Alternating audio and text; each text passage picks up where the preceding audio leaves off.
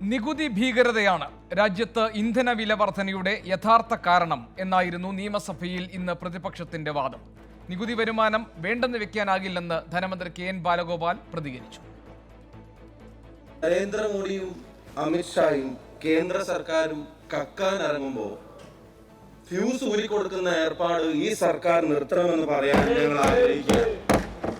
ജനരോഷത്തിൽ നിന്ന് സംഘ് പരിവാർ സർക്കാരിനെ രക്ഷിക്കാനുള്ള കൊട്ടേഷൻ കേരളത്തിലെ ഇടതുപക്ഷം എടുക്കരുതെന്ന് പറയാൻ ഞങ്ങൾ ആഗ്രഹിക്കുകയാണ്.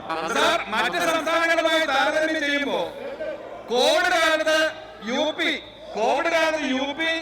ഗോവ, ഹരിയാന, ഛത്തീസ്ഗഡ്, കർണാടക മുതലായ സംസ്ഥാനങ്ങൾ ഇന്ധനനികുതി വർദ്ധിപ്പിച്ചപ്പോൾ കേരളം വർദ്ധിപ്പിച്ചിട്ടില്ല.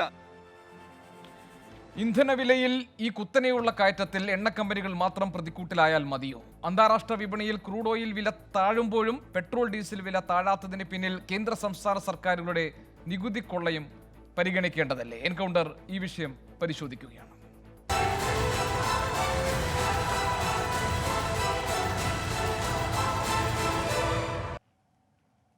എന്റെ അതിഥികൾ: മുതിർന്ന CPIM നേതാവ് ശ്രീ ആനത്തലവട്ടം ആനന്ദൻ, യുവ കോൺഗ്രസ് നേതാവ് ശ്രീ മാത്യു കൊഴുനാടൻ MLA, BJP നേതാവ് ശ്രീ TP ജയചന്ദ്രൻ, സാമ്പത്തിക വിദഗ്ധൻ ഡോക്ടർ VK പ്രസാദ്, ചലച്ചിത്ര സംവിധായകൻ ശ്രീ M പത്മകുമാർ ടെലിഫോൺ ലൈനിൽ ചേരുമെന്ന് പ്രതീക്ഷിക്കുന്നു. ശ്രീ ആനത്തലവട്ടം ആനന്ദൻ, വില വർധനയുടെ യഥാർത്ഥ കാരണങ്ങൾ പരിശോധിക്കുമ്പോൾ ഇപ്പോൾ ഈ പെട്രോൾ ഡീസൽ വില വർധനയ്ക്കെതിരെ കഴിഞ്ഞ ദിവസം കോൺഗ്രസ് നടത്തിയ പ്രതിഷേധത്തെ തുടർന്ന് വീണ്ടും വലിയ രീതിയിൽ ഇത് ചർച്ചയിലേക്ക് വരുന്നു, ഫോക്കസിലേക്ക് വരുന്നു. ഇന്ന് പ്രതിപക്ഷം നിയമസഭയിൽ പറഞ്ഞതും ഈ വില വർധനവിൻ്റെ ഉത്തരവാദികളെ കേന്ദ്ര സർക്കാരിന് മാത്രം കണ്ടാൽ പോരാ, സംസ്ഥാന സർക്കാരിനെയും കാണണം. കാരണം ഈ നികുതി ഭീകരതയാണ് യഥാർത്ഥത്തിൽ ഇന്ധന വില വർധനവിൻ്റെ യഥാർത്ഥ കാരണം എന്നതാണ്. സംസ്ഥാന സർക്കാരിനും ചിലത് ചെയ്യാൻ കഴിയും, ചെയ്തിട്ടില്ല. അപ്പോൾ കേന്ദ്ര സർക്കാർ കക്കാൻ ഇറങ്ങുമ്പോൾ ഫ്യൂസ് ഊരുന്ന പരിപാടിയാണ് ഈ സർക്കാർ കാണിക്കുന്നത് എന്നതാണ് പ്രതിപക്ഷത്തിൻ്റെ ആക്ഷേപം. സംസ്ഥാന സർക്കാരിനും ചില കാര്യങ്ങൾ ചെയ്യാനില്ലേ ശ്രീ ആനത്തലവട്ടം ആനന്ദൻ?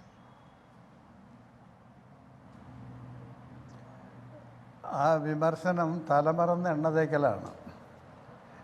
ഈ സ്ഥിതിയിലേക്ക് കൊണ്ടെത്തിച്ചത് കോൺഗ്രസിൻ്റെ നേതൃത്വമുള്ള UPA ഗവൺമെൻറ്റാണ്.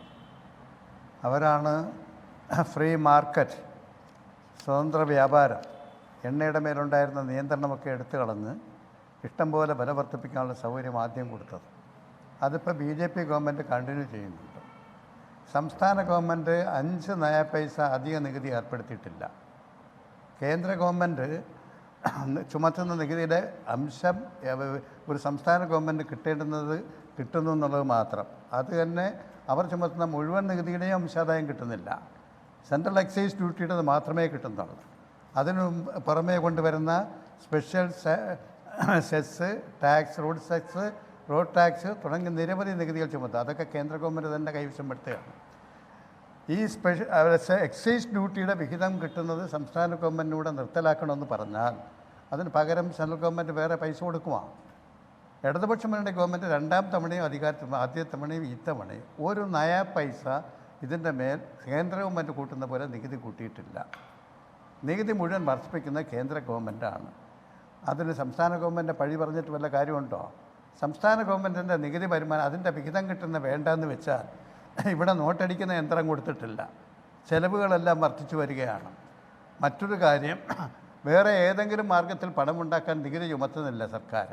GST വന്നതിന് ശേഷം ചില മാന്യന്മാരായി നടിക്കുന്ന ആളുകൾ പറഞ്ഞു നടക്കുകയാണ് GST ഏർപ്പെടുത്തിയാൽ ഇതിൻ്റെ പെട്രോളിൻ്റെയും ഡീസലിൻ്റെയും ഗ്യാസിൻ്റെയും വില കുറയും. ഗ്യാസിന് GST ഉണ്ടല്ലോ, വില കുറയുന്നോ കൂടുന്നോ?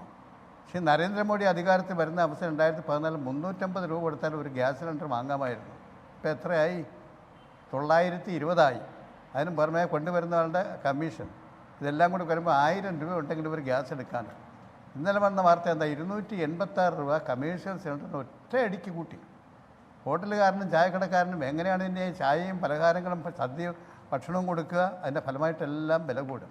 ജനങ്ങളെ ഇങ്ങനെ കൊള്ളയടിക്കുന്നതിനെ താലോലിക്കാൻ, അതിനെ സപ്പോർട്ട് ചെയ്യാൻ കേരള ഗവൺമെൻറ്റിനെ പഴി പറഞ്ഞ് രക്ഷപ്പെടുന്നത് കോൺഗ്രസ്സാണ് ഈ പണി മുഴുവൻ ചെയ്തത്. അവർ തുടങ്ങി വെച്ചില്ലായിരുന്നെങ്കിൽ നടക്കില്ലായിരുന്നു. നിയോ ലിബറൽ പോളിസി, നവ ഉദാരവൽക്കരണ നയം ആദ്യം ഇന്ത്യയിൽ നടപ്പാക്കിയ മൻമോഹൻ സിംഗും നരസിംഹറാവും കൂടിയിട്ടല്ലേ? അതിനുശേഷമല്ലേ അജിത് ഭായ് ഗവൺമെൻറ് വന്ന് തുറന്നത്? ഇപ്പോൾ അത് പൂർത്തിയാക്കാനുള്ള നടപടിയാണ്. ഇങ്ങനെ ഒരു കൊള്ളയുണ്ടോ? തൊട്ടടുത്ത് കിടക്കുന്ന പാകിസ്ഥാൻ ഇവിടെ കിട്ടുന്നതിനേക്കാൾ പകുതി വിലയ്ക്ക് പെട്രോളും ഡീസലും വിൽക്കുന്നു. ഇന്ത്യ എന്തിനാണ് ഇത് ഇത്രയും കൂട്ടിയത്? വരുമാനം ഉണ്ടാക്കാനാണ്. അവർ ചിലർ നമ്മുടെ BJPയുടെ സുഹൃത്തുക്കൾ പറയുന്നത് ഞാൻ കേട്ടിട്ടുണ്ട്, വാക്സിനേഷന് വേണ്ടിയിട്ടാണ്, കക്കൂസ് വെച്ച് കൊടുക്കാനാണ്. ജനങ്ങളുടെ ചിലവില വാക്സിനേഷൻ.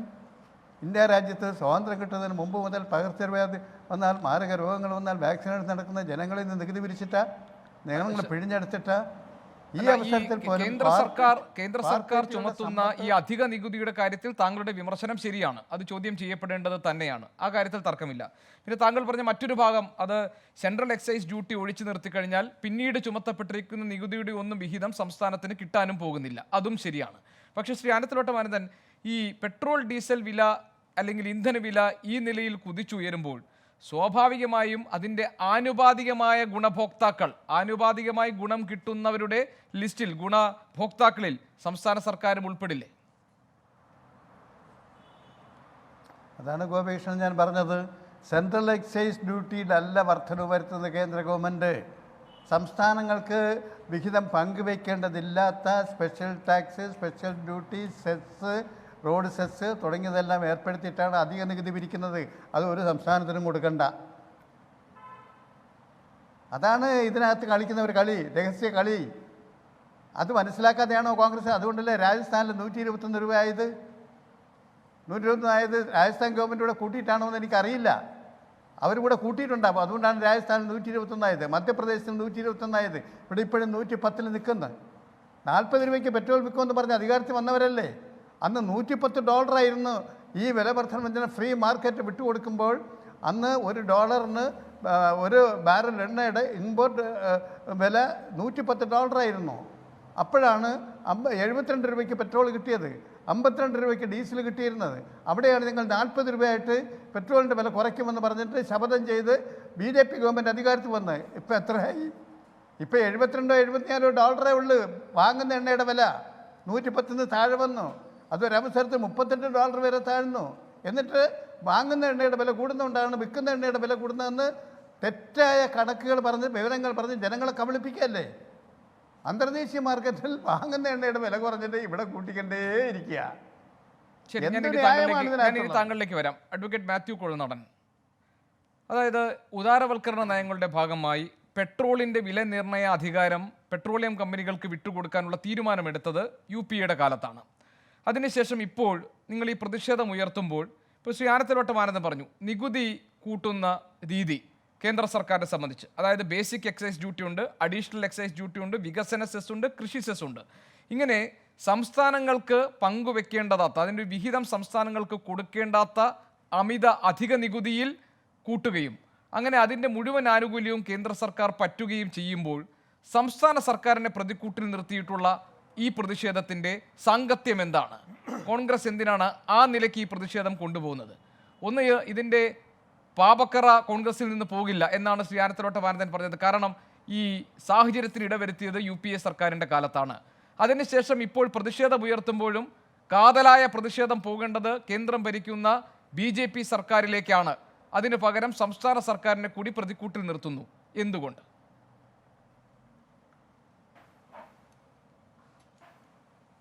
ഇതിൻ്റെ അകത്ത് ഒന്നാമത് ഈ ചർച്ചയിൽ കേവലം രാഷ്ട്രീയം അല്ലെങ്കിൽ രാഷ്ട്രീയ ആരോപണങ്ങളും പ്രത്യാരോപണങ്ങളും നടത്താനാണെങ്കിൽ അങ്ങനെ പോകാം. എനിക്കതിന് വലിയ താല്പര്യമില്ല.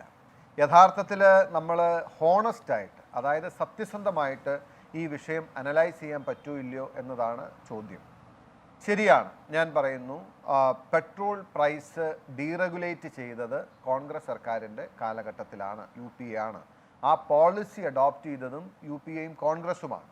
അതിൻ്റെ കാരണം, അതായത് ഇതിന് മുമ്പ് അഡ്മിനിസ്ട്രേറ്റഡ് പ്രൈസ് മെക്കാനിസം എന്ന് പറയുന്ന APM രീതിയിലാണ് നമ്മൾ വില തീരുമാനിച്ചിരുന്നത്. അതായത് അന്താരാഷ്ട്ര വിപണിയിലോ അതല്ലെങ്കിൽ ബ്രന്റ് ക്രൂഡ് പ്രോസസ്സ് ചെയ്യുന്നതിനോ ഇനി എത്ര രൂപ വന്നാലും അല്ലെങ്കിൽ ഇൻ്റർനാഷണൽ മാർക്കറ്റിലെ വില എന്തായാലും അല്ലെങ്കിൽ രാജ്യത്ത് പെട്രോൾ വിൽക്കേണ്ട വില സർക്കാർ തീരുമാനിക്കുകയും അതനുസരിച്ച് കുറവ് വരുന്ന പൈസ പെട്രോളിയം കമ്പനികൾക്ക്, അവർക്ക് വരുന്ന നഷ്ടം പെട്രോളിയം കമ്പനികൾക്ക് കേന്ദ്ര സർക്കാർ നൽകുകയും ചെയ്യുന്ന പ്രക്രിയയായിരുന്നു.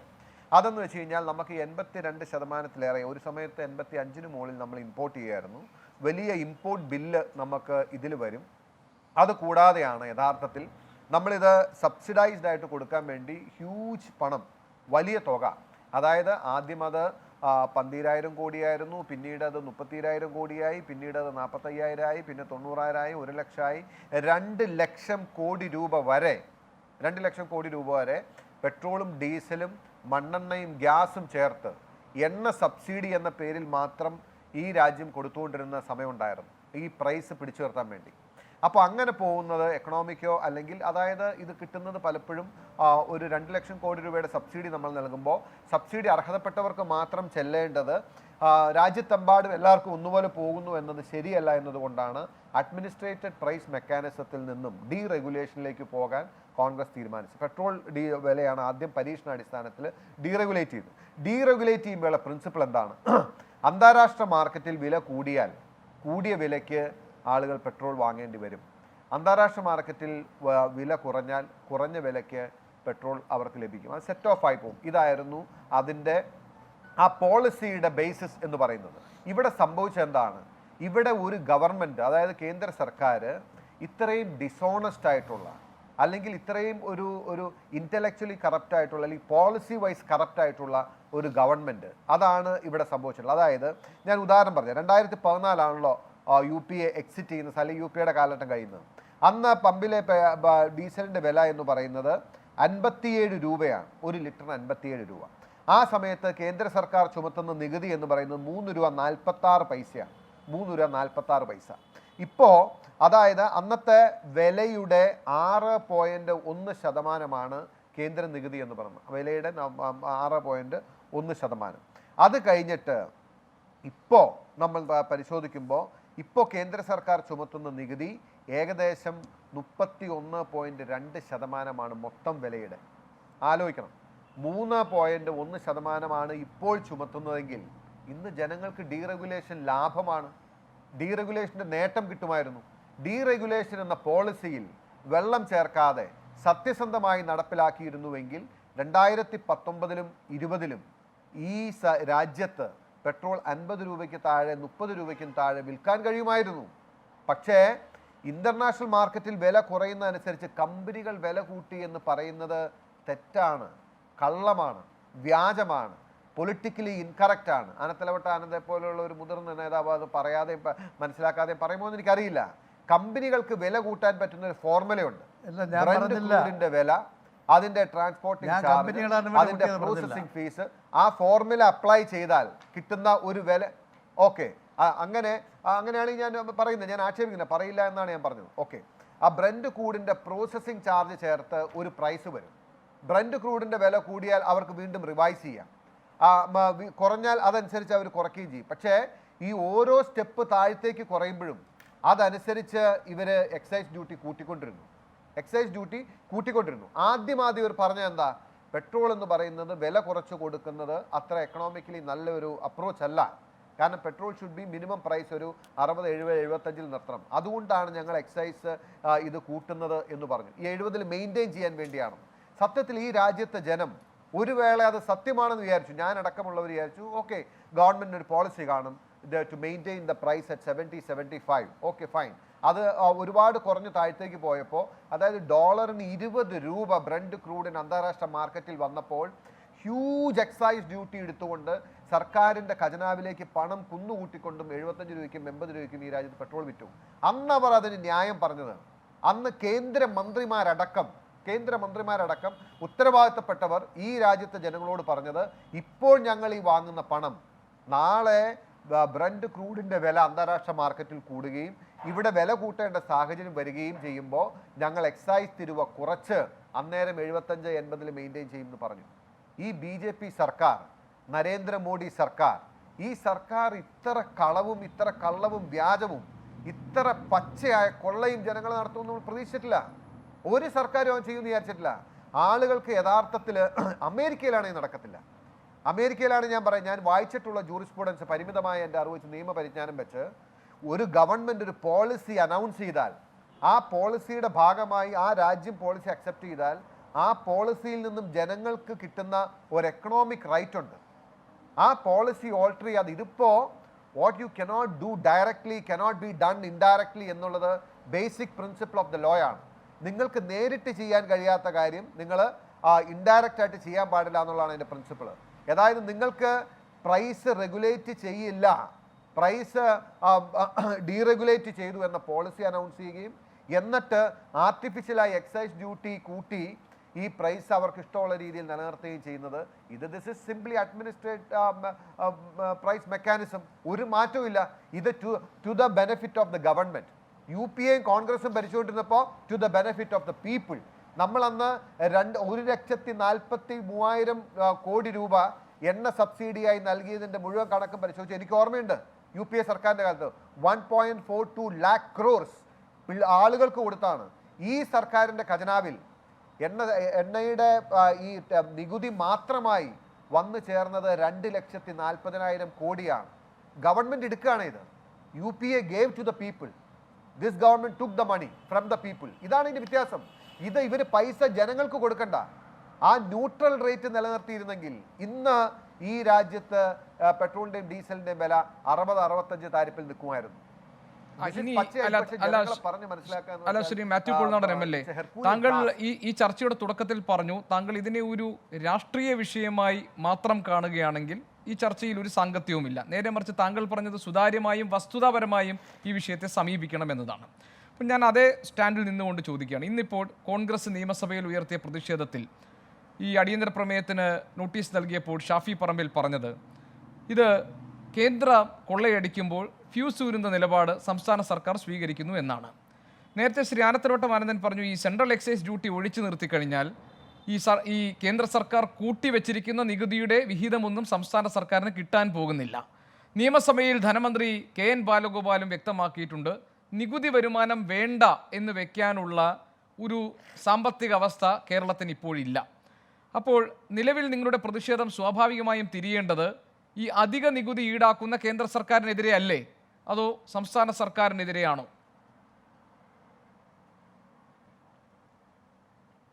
അല്ല, ഓഫ് കോഴ്സ് ഞാനൊരു കാര്യം അസന്നിഗ്ധമായി പറയാൻ ആഗ്രഹിക്കുന്നു. പെട്രോൾ ഡീസൽ പ്രൈസിൽ ഒന്നാം പ്രതിസ്ഥാനത്ത് നിൽക്കുന്നത് കേന്ദ്ര സർക്കാരാണ്, നരേന്ദ്രമോദിയാണ്. നരേന്ദ്രമോദിയുടെ ഒരു എന്താ പറയുക പോളിസി വൈസ് നടത്തുന്ന കറപ്ഷനാണ്, അങ്ങനെ പറയാൻ പറ്റുള്ളൂ. കാരണം അവരുടെ ഡിസോണസ്റ്റിയാണ്, ജനങ്ങളോട് കാണിക്കുന്ന ഡിസോണസ്റ്റിയാണ് ഇതിൻ്റെ ഒന്നാം പ്രതിസ്ഥാനത്ത് കേന്ദ്ര സർക്കാരാണ്. പക്ഷേ എന്തുകൊണ്ടാണ് സംസ്ഥാന സർക്കാരോട് പറയുന്നത് കേന്ദ്ര സർക്കാർ ഇത്രയേറെ ഇല്ലോജിക്കലായിട്ടും ഇറാഷണലായിട്ടും ഇല്ലീഗലായിട്ടും ഈ കാര്യം ചെയ്യുമ്പോൾ അതിൻ്റെ ഈ വാഴ നനയുമ്പോൾ ചീര നനയും എന്നൊരു ചൊല്ലുണ്ട് നമ്മുടെ നാട്ടിൽ എന്ന് പറഞ്ഞ പോലെ ഇതിനൊരു കാസ്കേഡിങ് എഫക്റ്റ് ഉണ്ട്. ഇതിനാനുപാതികമായിട്ട് സംസ്ഥാന നികുതിയും വർദ്ധിച്ചുകൊണ്ടിരിക്കുക. അതിൻ്റെ ബെനിഫിഷ്യറിയാണ് സംസ്ഥാന ഗവൺമെൻറ്. ഇല്ല, അതില്ല എന്നാണ് ശ്രീ ആനത്തലവട്ടം ആനന്ദൻ പറഞ്ഞത്. കാരണം കൂട്ടിവെച്ചിരിക്കുന്നതൊക്കെ സംസ്ഥാനത്തിന് വിഹിതമായി കിട്ടാത്ത നികുതിയാണ്. അതുകൊണ്ട് അതിന്റെ ഗുണഭോക്താക്കളുടെ പട്ടിക എടുക്കുമ്പോൾ, അതായത് വില കൂടുന്തോറും അതിൽ ഗുണഭോക്താക്കളായി നിൽക്കുന്നവരുടെ കൂട്ടത്തിൽ സംസ്ഥാന സർക്കാർ ഇല്ല എന്നാണ് ശ്രീ ആനത്തലവട്ടം ആനന്ദൻ പറഞ്ഞത്. അല്ല, തെറ്റാണ്. അത് തെറ്റാണ്. കാരണം ബേസിക് പ്രൈസിൽ സെപ്പറേറ്റ് ആയിട്ടല്ലല്ലോ സംസ്ഥാന സർക്കാർ നികുതി ചുമത്തുന്നത്. ബേസിക് പ്രൈസ് വന്നു, അതിനുശേഷം transporting cost, processing cost, dealer commission എല്ലാം ചേർത്തു, കേന്ദ്ര സർക്കാരിൻ്റെ നികുതി കൂട്ടി, പിന്നെ അതിന്മേലാണ് സംസ്ഥാന സർക്കാരിൻ്റെ പെർസെൻറ്റേജ് വരുന്നത്. അപ്പോൾ ഇവിടെ എന്തോരം വളരുന്നോ അതിൻ്റെ ഒരു ചെറിയ പോർഷൻ ബെനിഫിറ്റ് സംസ്ഥാന സർക്കാരിന് കിട്ടും. അതിൻ്റെ ബെനിഫിറ്റ് സംസ്ഥാന സർക്കാരിന് കിട്ടുന്നില്ല എന്ന് അദ്ദേഹം പറഞ്ഞിട്ടുണ്ടെങ്കിൽ അത് തെറ്റാണ്. അത് ഒന്നുകിൽ അദ്ദേഹം അത് വേണ്ടത്ര മൈൻഡ് അപ്ലൈ ചെയ്യാതെ പറഞ്ഞതാണ്, അതല്ലെങ്കിൽ അദ്ദേഹം മനഃപൂർവ്വം മറച്ചു വെച്ച് പറഞ്ഞതാണ്. State government is also the beneficiary of the hike of the taxes. അതാണ് അതിൻ്റെ വ്യത്യാസം. അത് ഒരു കാരണവശാലും നിഷേധിക്കാൻ പറ്റില്ല. അപ്പോൾ അതിൻ്റെ അകത്ത് വേണമെങ്കിൽ ഈ അധിക നികുതി വേണമെങ്കിൽ സർക്കാരിന് വേണമെന്ന് വെക്കാം, അല്ലെങ്കിൽ സംസ്ഥാന സർക്കാരിന് ജനങ്ങൾക്ക് ഇത്രയും കഷ്ടപ്പാട് വരുന്ന സ്ഥലയ്ക്ക് അവർക്കും ഒരു റൂമുണ്ട്. പണ്ട് ഇവർക്ക് ഇത്രയും ടാക്സ് ഉണ്ടായിരുന്നില്ല, കൂട്ടിവെച്ചുണ്ടായിരുന്നില്ല, അത് കുറയ്ക്കണമെന്നുണ്ടെങ്കിൽ കുറയ്ക്കാം. സംസ്ഥാന സർക്കാരിനും ഇതിൻ്റെ അകത്ത് നല്ലൊരു പോർഷൻ, ഓൾമോസ്റ്റ് 25 to 30% രണ്ടിലും കൂടെ ആവറേജസ് എടുക്കുമ്പോൾ കിട്ടുമല്ലേ. അതിന്റെ ഒന്നും അവർ കുറയ്ക്കാൻ തീരുമാനിച്ചാലും വില കുറയും. ശ്രീ മാത്യു കുഴൽനാടൻ, ഞാൻ താങ്കളിലേക്ക് വരാം. ശ്രീ മനസ്സിലായി. ശ്രീ വി കെ പ്രസാദ്, എപ്പോഴൊക്കെ ഈ ഇന്ധന വില വർധനയുമായി ബന്ധപ്പെട്ട കാര്യങ്ങൾ നമ്മൾ ചർച്ച ചെയ്തിട്ടുണ്ടോ അപ്പോഴെല്ലാം കേന്ദ്ര സംസ്ഥാന സർക്കാരുകൾ പരസ്പരം പഴിചാരുന്നത് നമ്മൾ കണ്ടിട്ടുണ്ട്. കാരണം സംസ്ഥാന സർക്കാർ ഇപ്പോൾ പറയുക സ്വാഭാവികമായിട്ടും ഈ അമിത നികുതി ഈടാക്കുന്നതിലൂടെ കേന്ദ്രം ജനങ്ങളെ വഞ്ചിക്കുകയാണ്. അവരുടെ നികുതി കുറച്ചു കഴിഞ്ഞാൽ പെട്രോൾ ഡീസൽ വില വർധന പിടിച്ചു നിർത്താൻ കഴിയും, സാമാന്യ ജനങ്ങൾക്ക് പറ്റുന്ന തരത്തിലേക്ക് അത് കൊണ്ടുവരാൻ കഴിയും. കേന്ദ്ര സർക്കാർ ഈ വിഷയത്തിൽ സ്വീകരിക്കുന്ന സമീപനം ഇത് GSTയിൽ ഉൾപ്പെടുത്താൻ തയ്യാറാണ്. പക്ഷേ കേരളത്തെ പോലുള്ള സംസ്ഥാനങ്ങൾ അതിനെ എതിർക്കുകയാണ്. GSTയിൽ ഉൾപ്പെടുത്തി കഴിഞ്ഞാൽ ഈ പ്രശ്നം അവിടെ അവസാനിക്കുമെന്നതാണ്. പ്രതിപക്ഷം പറയുന്നത് ഈ രണ്ടു പേർക്കും, കേന്ദ്രത്തിനും ഉത്തരവാദിത്വമുണ്ട്, സംസ്ഥാന സർക്കാരിനും ഉത്തരവാദിത്വമുണ്ട്.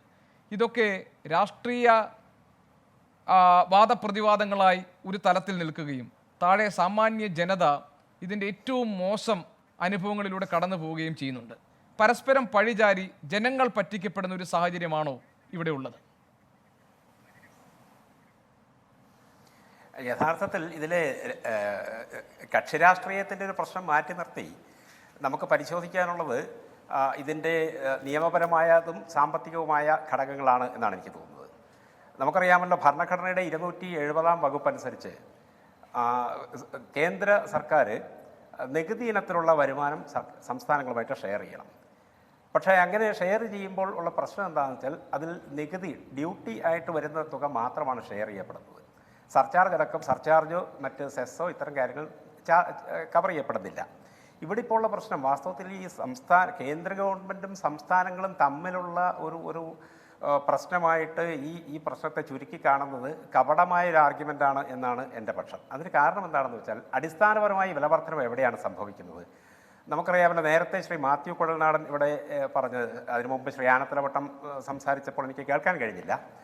ശ്രീ മാത്യു കുഴൽനാടൻ പറഞ്ഞ ഒരു കാര്യം, അതായത് നമ്മുടെ വില കുറഞ്ഞപ്പോഴൊക്കെ, അതായത് 2020 ഏപ്രിൽ 22 ഏതാണ്ട് 1.5 വർഷം മുമ്പ്, അന്നാണ് സമീപകാലത്ത് ബ്രന്റ് ക്രൂഡിൻ്റെ വില മാർക്കറ്റിൽ ഏറ്റവും കുറഞ്ഞത്.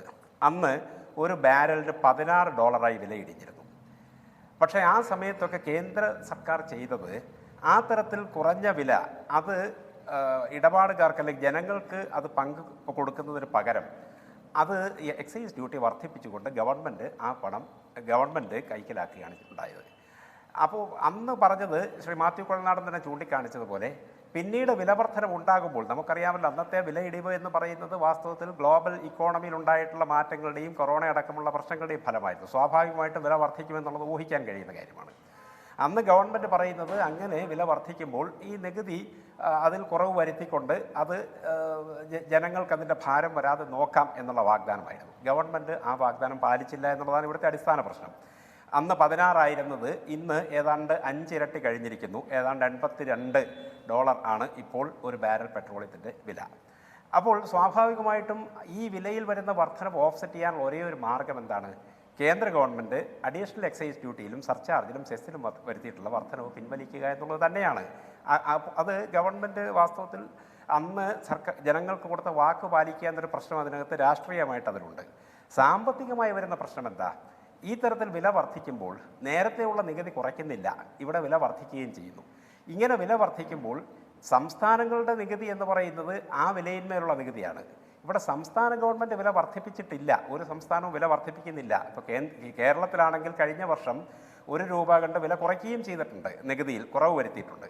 അപ്പോൾ എവിടെ എന്താണെന്ന് വെച്ചാൽ ഈ അഡ്വലോറം ടാക്സ് എന്നുള്ള നിലയ്ക്ക് ഇവിടെ വരുന്നത് വിലയിൽ വരുന്ന ഏറ്റക്കുറച്ചിലനുസരിച്ച് സ്വാഭാവികമായിട്ട് ആ നികുതി എത്രയാണോ ആ നികുതി സർക്കാരിന് കിട്ടിക്കൊണ്ടിരിക്കും.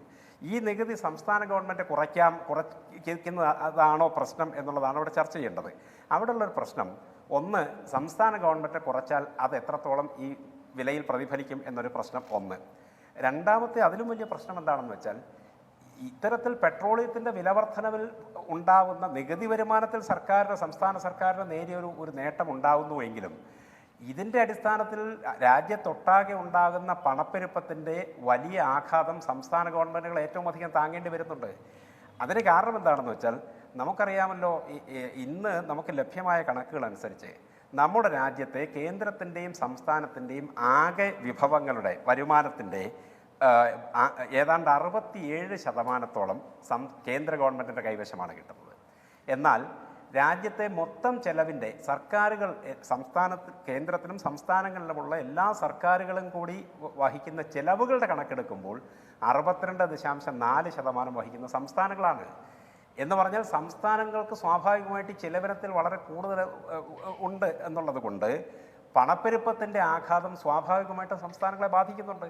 അതുകൊണ്ട് കേരളത്തിന് മാത്രമല്ല ഒരു സംസ്ഥാനത്തിനും ഈ നികുതിയിൽ കിട്ടുന്ന വരുമാനം അവരത് വർദ്ധിപ്പിക്കുന്നില്ല എന്നുള്ളത് ഒരു പ്രശ്നം. രണ്ടാമത് ആ തരത്തിൽ കിട്ടുന്ന വരുമാനം അവർക്ക് കുറയ്ക്കാൻ കഴിയില്ല. കാരണം ഈ പെട്രോളിയം വില വർധനവിൻ്റെ പേരിലുണ്ടായ ആഘാതം താങ്ങുന്നതിന് അതിൽ നിന്ന് കിട്ടുന്ന വരുമാനം മതിയാവുന്നില്ല എന്നൊരു പ്രശ്നം വാസ്തവത്തിലുണ്ട്.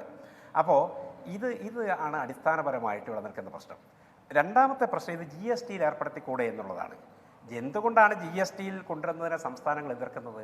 അതിനടിസ്ഥാനപരമായ കാരണം GST എന്ന് പറയുന്നത് രാജ്യത്തെ ഫെഡറലിസത്തിൻ്റെ കടയ്ക്കൽ കത്തിവെക്കുന്ന ഒരു സംവിധാനമായിട്ടാണ് വന്നത്.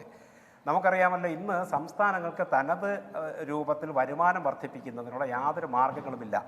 എന്നാൽ കേന്ദ്ര സർക്കാരിനെ സംബന്ധിച്ചിടത്തോളം GSTയുടെ പരിധിയിൽ വരുന്നത് കഴിഞ്ഞിട്ടും അവർക്ക് നികുതി സ്രോതസ്സുകളുണ്ട്. പ്രധാനമായിട്ടുള്ളത് നമുക്കറിയുന്ന പോലെ സർചാർജുകളും സെസ്സുകളുമാണ്. ഈ സർചാർജും സെസ്സും GSTയുടെ പരിധിയിലേക്ക് കൊണ്ടുവന്നു കഴിഞ്ഞും കേന്ദ്ര ഗവൺമെന്റ് ചാർജ് ചെയ്യുന്നതിന് നിയമപരമായ തടസ്സങ്ങളില്ല.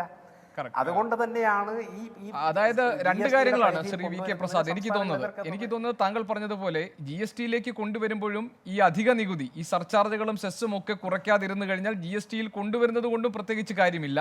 രണ്ടാമത്തെ കാര്യം താങ്കൾ പറഞ്ഞത് ഈ രാഷ്ട്രീയം, അതായത് ഇത് ഫെഡറൽ സംവിധാനത്തെ തകർക്കുന്ന ഒരു സംവിധാനമാണ് എന്നതാണ്. പക്ഷേ അതേസമയം BJPക്ക് അല്ലെങ്കിൽ കേന്ദ്ര സർക്കാരിന് വേണമെങ്കിൽ അതിലെ സംസ്ഥാന മുഖ്യമന്ത്രിമാരാണ് അതിലെ അംഗങ്ങൾ, പിന്നെ കേന്ദ്ര സർക്കാർ പ്രതിനിധിയാണ്, പ്രധാനമന്ത്രിയാണ്.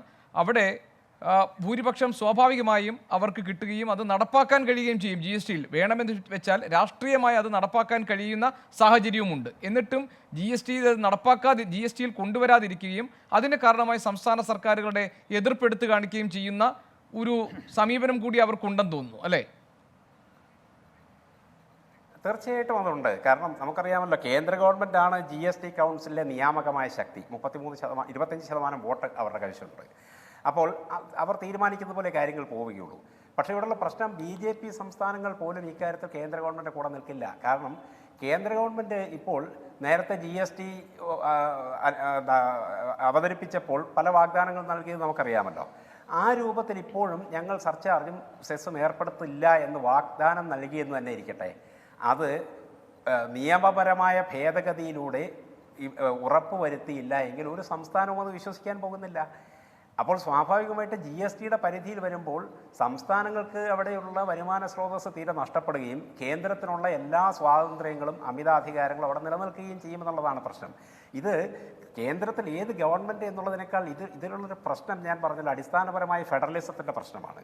അപ്പോൾ ആ തത്വത്തെ പാലിച്ചുകൊണ്ടല്ലാതെ യഥാർത്ഥത്തിൽ ഈ പ്രശ്നത്തെ സമീപിക്കാൻ കഴിയില്ല എന്നുള്ളതാണ് അടിസ്ഥാനപരമായ പ്രശ്നം. ഒരു കാര്യം കൂടി എനിക്ക് കൂട്ടിച്ചേർക്കാനുണ്ട് ഈ കൂട്ടത്തിൽ. അത് പലപ്പോഴും ഇപ്പോൾ പെട്രോളിയത്തിൻ്റെ വിലയെ സംബന്ധിച്ച് വരുമ്പോൾ എല്ലാവരും മറന്നു പോകുന്നൊരു കാര്യമാണ്. അതെന്താണെന്ന് വെച്ചാൽ, മുമ്പ് നമുക്കറിയാമല്ലോ 70കൾ മുതലുള്ള കാലത്ത് പെട്രോൾ എന്ന് പറയുന്നത് ആഗോള സാമ്പത്തിക വ്യവസ്ഥയിൽ തന്നെ വലിയൊരു രാഷ്ട്രീയ ആയുധമായി മാറിയതാണ് എന്നുള്ളത് നമുക്കറിയാമല്ലോ. ആ കാലം മുതൽ ഇന്ത്യയിൽ ഈ പെട്രോളിയത്തിൻ്റെ വിലയിൽ ഈ പ്രശ്നം വന്നിട്ടുണ്ട്. പക്ഷേ അപ്പോഴൊക്കെ ആ ഷോക്ക് അബ്സോർബ് ചെയ്തിരുന്നത് നമുക്കറിയാമല്ലോ സബ്സിഡിയിലൂടെയായിരുന്നു. സബ്സിഡി പല രൂപത്തിലാണ് കൊടുത്തിരുന്നത്. പിന്നീട് 2000 ഘട്ടമായപ്പോഴേക്കും ഓയിൽ പൂൾ അക്കൗണ്ട് എന്ന് പറയുന്ന സംവിധാനം അവതരിപ്പിച്ചതുമൊക്കെ നമുക്കറിയാമല്ലോ. എന്തായിരുന്നാലും ഈ തരത്തിൽ ഗവൺമെൻറ് ഈ വില വർധനവിൻ്റെ, അതായത് അന്തർദേശീയ വിപണിയിലെ ഓയിൽ വില വർധനവിൻ്റെ വലിയൊരു ശതമാനം സബ്സിഡി രൂപത്തിൽ കേന്ദ്ര ഗവൺമെൻറ് അബ്സോർബ് ചെയ്തിരുന്നു. ഇന്നത് അബ്സോർബ് ചെയ്യുന്നില്ല എന്നൊരു പ്രശ്നം കൂടിയുണ്ട്. അപ്പോൾ സബ്സിഡിയുടെ രൂപത്തിൽ അബ്സോർബ് ചെയ്യുന്നില്ല എന്നുള്ളതൊന്ന്, മറുവശത്ത് നികുതി ഭാരം വളരെ കൂടുതൽ അടിച്ചേൽപ്പിച്ചിരിക്കുന്നു എന്നുള്ളത് മറ്റൊന്ന്. അപ്പോൾ ഇരട്ട ഭാരമാണ് വാസ്തവത്തിൽ ജനങ്ങളുടെ മേൽ വന്നിരിക്കുന്നത് എന്നുള്ളതാണ് ഇവിടുത്തെ അടിസ്ഥാനപരമായ പ്രശ്നം. ശരി, അതായത് ശ്രീ ആനത്തലോട്ടമാനന്ദൻ, ഇവിടെ ഈ സംസ്ഥാന സർക്കാർ ഈ പെട്രോൾ ഡീസൽ വില വർധന ഉണ്ടാകുമ്പോൾ കേന്ദ്രത്തിന് എങ്ങനെയാണോ ഗുണം കിട്ടുന്നത് അതിൻ്റെ ഒരു വിഹിതം പറ്റുന്ന ഗുണഭോക്താക്കളെ ബെനിഫിഷ്യറീസായി സംസ്ഥാന സർക്കാരും നിൽക്കുന്നുണ്ട്. നികുതി വരുമാനത്തെ വേണ്ട എന്ന് വെക്കാൻ കഴിയില്ല. അതുകൊണ്ട് തന്നെ ഈ കാര്യത്തിൽ സംസ്ഥാന സർക്കാർ കേന്ദ്രത്തിന് ഓരം ചേർന്ന് നിൽക്കുന്ന ഒരു സമീപനമുണ്ട് എന്നതാണ് പ്രതിപക്ഷത്തിൻ്റെ ആക്ഷേപം. അതിനാദ്യം താങ്കളുടെ മറുപടി. പിന്നെ ഇത് കേന്ദ്ര സർക്കാർ നികുതി കുറയ്ക്കുകയല്ലാതെ നിലവിലെ സാഹചര്യത്തിൽ സംസ്ഥാന സർക്കാരിന് ഒന്നും ചെയ്യാനില്ല എന്നാണോ താങ്കൾ ഈ ചർച്ചയിൽ പറയുക? അല്ല, ഗോപീഷ്ണൻ തന്നെ ചർച്ച തുടങ്ങുമ്പോൾ പറഞ്ഞൊരു വാചകമുണ്ട്. അതിന് നേരെ വിപരീതമായിട്ടാണ് എൻ്റെ സ്നേഹിതൻ മാത്യു കുഴൽനാടൻ ഈ ചർച്ചയിൽ പങ്കെടുത്തത്. രാഷ്ട്രീയമായി ഇതിനെ അങ്ങനെ കാണുന്നത് ശരിയല്ല. അതല്ലാതെ വസ്തുനിഷ്ഠമായി ഇതാരാണ് ഇതിൻ്റെ പ്രതിക്കൂട്ടിൽ വരേണ്ടത് എന്ന് ചർച്ച ചെയ്യുന്നതാണ് നല്ലതെന്ന് പറഞ്ഞിട്ട് അദ്ദേഹമാണ് നല്ല ഒന്നാം തരം രാഷ്ട്രീയം പറഞ്ഞത്. മാത്യു കുഴൽനാടൻ ഗോപികൃഷ്ണൻ ഓർമ്മിപ്പിച്ചു. ഈ ചർച്ചയിൽ നിന്ന് തുടങ്ങാൻ കാര്യമെന്താ? നിയമസഭയിൽ നരേന്ദ്രമോദി ഗവൺമെൻറ്, കേന്ദ്ര ഗവൺമെൻറ് ജനങ്ങളെ ആകെ കൊള്ളയടിക്കുന്ന, അതിന് ഫീസ് ഊരി കൊടുക്കുന്ന പണിയാണ് ഇടതുപക്ഷങ്ങളുടെ ഗവൺമെൻറ്, കേരള ഗവൺമെൻറ് ചെയ്യുന്നതെന്ന് പറഞ്ഞത് രാഷ്ട്രീയമല്ലേ? ആരാ രക്ഷിക്കാനാണ്? ആരാണ് നരേന്ദ്രമോദി ഗവൺമെൻറ്റിന് ഈ കൊള്ളയടിക്കുന്നതിന് ഫീസ് ഊരി കൊടുക്കുന്നത്? ഈ വിമർശനം നടത്തുന്നവരല്ലേ? എന്നാലോചിക്കുമോ? എപ്പോഴെങ്കിലും ഈ നികുതി നിർദ്ദേശത്തെയോ ഈ കേന്ദ്ര ഗവൺമെൻറ് നിലപാടുകളെയോ ഈ ജനങ്ങളെ കൊള്ളയടിക്കുക നികുതികളെ സമ്പ്രദായങ്ങളോ ഇടതുപക്ഷ മുന്നണിയോ കേരളമോ അനുകൂലിച്ചിട്ടുണ്ടോ? അനുകൂലിച്ചിട്ടില്ലല്ലോ. അപ്പോൾ കേരളം അനുകൂലിക്കുന്നുകൊണ്ടാണ് കേന്ദ്രം ഇതെല്ലാം കൂട്ടുന്നതെന്ന് പറഞ്ഞത് രാഷ്ട്രീയമല്ലേ? അത് പറയാൻ പാടില്ലായിരുന്നു എൻ്റെ സ്നേഹിതൻ മാത്യു കുഴൽനാടൻ. ഇവിടെ നേരത്തെ മാത്യു കുഴൽനാടൻ 2 ലക്ഷം കോടി രൂപ വരെ സബ്സിഡി കൊടുക്കേണ്ടി വന്നു എന്നൊരു വലിയ വിമർശനമുണ്ട്. അതുകൊണ്ട് നിർത്താൻ വേണ്ടിയിട്ടാണ് ഞാൻ തൊട്ട്. അതിന് മുമ്പ് ഒരു ഓയിൽ പൂൾ ഉണ്ടായിരുന്നു. മിസ്റ്റർ വി കെ പ്രസാദ് ചൂണ്ടിക്കാണിക്കുകയുണ്ടായി. ആ ഓയിൽ പൂളിൻ്റെ ലക്ഷ്യം എന്തായിരുന്നു? എപ്പോഴെങ്കിലും വില കുറച്ച എണ്ണ കിട്ടിയാൽ ആ എണ്ണ കിട്ടുന്നതിൻ്റെ ഫലമായി വാങ്ങുന്ന എണ്ണയുടെ വില കുറയുമ്പോൾ കിട്ടുന്ന ലാഭം ഓയിൽ പൂളിൽ നിക്ഷേപിക്കുമായിരുന്നു. വില കൂടുമ്പോൾ നഷ്ടം വരുമ്പോൾ ഓയിൽ പൂൾ അക്കൗണ്ടിൽ നിന്ന് എടുക്കുമായിരുന്നു. അതായിരുന്നില്ലേ ഇവിടുത്തെ ഈ എണ്ണ വാങ്ങലിൻ്റെയും വിക്കലിനെയും സംബന്ധിച്ചിരുന്ന ഈ നിങ്ങൾ പറയുന്ന റെഗുലേഷൻ്റെ മുമ്പുണ്ടായിരുന്ന ഒരു സ്ഥിതിവിശേഷം? അതെന്തേ മിണ്ടാഞ്ഞത്? ആ സിസ്റ്റം എടുത്തു കളഞ്ഞിട്ടല്ലേ റെഗുലേഷൻ വന്നത്? ഇപ്പോൾ 25% എണ്ണ ഇവിടെ ഉൽപ്പാദനം ഇവിടെ ഉണ്ട്. 75% മുകളിൽ നമ്മൾ വാങ്ങണം. ഇന്ത്യ രാജ്യം ഇനിയും കൂടുതൽ എണ്ണ ഉൽപ്പാദിപ്പിക്കാൻ 10 എണ്ണക്കിണറുകൾ ഇവിടുത്തെ ഒരു പൊതുമേഖലാ സ്ഥാപനമായ ONGC കണ്ടെത്തി, എണ്ണപ്പാടം കണ്ടെത്തി ഇന്ത്യ ഗവൺമെൻറ്റിന് സമർപ്പിച്ചല്ലോ. അന്ന് ONGCയുടെ കയ്യിൽ പണമുണ്ടായിരുന്നല്ലോ. എന്താണ് ആ എണ്ണപ്പാടത്തു നിന്ന് എണ്ണ കണ്ടെത്താൻ പര്യവേഷണം നടത്താതിരുന്നത്? അമേരിക്ക ഇടപെട്ടിട്ട് പറഞ്ഞു, നിങ്ങൾ എണ്ണ കണ്ടെത്തേണ്ട, പര്യവേഷണം നടത്തേണ്ട, ഞങ്ങളത് വേണം നമുക്ക് ഒന്ന് കുഴിച്ചെടുത്ത് എണ്ണ പര്യവേഷണം നടത്തി നിങ്ങൾക്ക് തരാം അവർ പറയുന്ന വിലയ്ക്ക്. അതിൻ്റെ ഫലമായിട്ടല്ലേ അത് നിർത്തിവെച്ചത്? ഒരു സ്വയം പര്യാപ്തതയിലേക്ക് പോകുന്നതിന് അമേരിക്ക അന്നൊരു തടസ്സം പറഞ്ഞപ്പോൾ അതിന് പിൻവാങ്ങിയ പാരമ്പര്യമല്ലേ നമുക്കുള്ളത്? അതെല്ലാം ഈ ഇടതുപക്ഷം മുന്നണി കൂട്ടുന്നതിൻ്റെ ഫലമായിട്ടാണോ? CPM കേരള ഗവൺമെൻറ് കൂട്ടുന്നതിൻ്റെ ഫലമായിട്ടാണോ? അല്ലല്ലോ. പിന്നെ ഈ GST ഏർപ്പെടുത്തുന്നതിൻ്റെയൊക്കെ നന്നായി ശ്രീ പ്രശാന്ത് പറയുകയുണ്ടായി. ഞാനത് വീണ്ടും ആവർത്തിക്കുന്നില്ല. ഒരു ഫെഡറൽ സംവിധാനത്തിൽ ഇതെപ്പോഴും മിസ്റ്റർ ഗോപികൃഷ്ണൻ പറയുന്നത് കേന്ദ്ര ഗവൺമെൻറ് ഇങ്ങനെ കൂട്ടുന്നതിൻ്റെ ഫലമായിട്ട് കേരള ഗവൺമെൻറ് അതിൻ്റെ വിഹിതം കിട്ടുന്നില്ല എന്നാണ്. ആ കൂട്ടുന്നതിൻ്റെ കാര്യം പറഞ്ഞല്ലോ. സ്പെഷ്യൽ സെസ്, ടാക്സ്, ഇതിൻ്റെ ഒന്നും വിഹിതമില്ല. സെൻട്രൽ എക്സൈസിൻ്റെ വിഹിതം മാത്രമാണത്. അത് കിട്ടണ്ടെന്ന് പറഞ്ഞാൽ കേരളം പിന്നെ എങ്ങനെയാണ് ഭരിക്കുക? സംസ്ഥാനങ്ങൾ എങ്ങനെയാണ് ഭരിക്കുക? ഒരു ഫെഡറൽ സംവിധാനമുള്ളിടത്ത് ഇവിടെ നികുതി പിരിക്കാൻ അവകാശമുണ്ടോ? കഴിഞ്ഞ 6 വർഷക്കാലമായും ധനകാര്യമന്ത്രിക്ക് വല്ല പണിയുണ്ടോ? 10 പൈസയുടെ നികുതി ഏർപ്പെടുത്തണോ? എത്ര ഭാരിച്ച ചെലവുകളാണ് ഈ 6 വർഷക്കാലത്തിനിടെ കേരളം നേരിടേണ്ടി വന്നത്? 10 പൈസയുടെ നികുതി ഏതെങ്കിലും ബഡ്ജറ്റിൽ കൊണ്ടുവന്നോ? ഇതിനു മുമ്പ് നമ്മുടെ സംസ്ഥാനത്ത് ബഡ്ജറ്റ് വരുമെന്ന് പറയുമ്പോൾ നമുക്ക് ആകെ ഒരു ഭ്രാന്ത് വരും. നാളെ ഇനി ഏതിനൊക്കെയാണ് വില കൂടുന്നതെന്ന്. ഈ 6 ബഡ്ജറ്റ് ഇവിടെ അവതരിപ്പിച്ചു. 10 പൈസയുടെ നികുതി ഏതെങ്കിലും ബഡ്ജറ്റിൽ കൊണ്ടുവരാനുണ്ടോ? സംസ്ഥാന ഗവൺമെൻറ്റിന് അധികാരമുണ്ടോ? കേന്ദ്ര ഗവൺമെൻറ് ആ നികുതി കൊണ്ട് മുഴുവൻ പിരിക്കുന്നു.